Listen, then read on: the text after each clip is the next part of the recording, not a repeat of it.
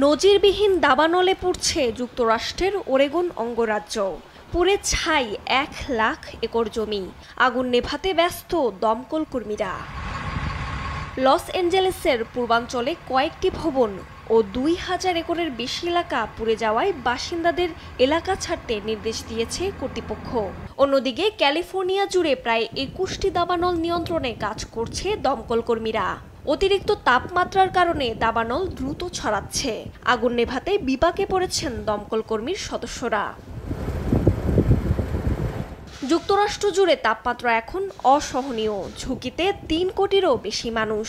এরই মধ্যেই California, Arizona, Nevada, ওরেগন ও Washington অঙ্গরাজ্যে জারি করা হয়েছে হিট অ্যালার্টের সতর্কতা।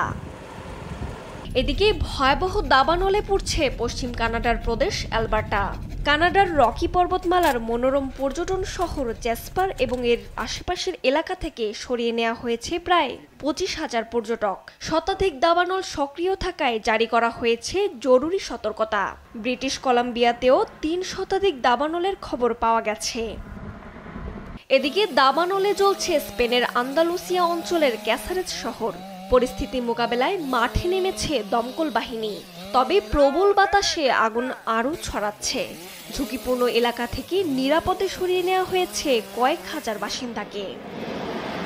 রজনী রহমান, নিউজ ডেস্ক, দেশ টিভি।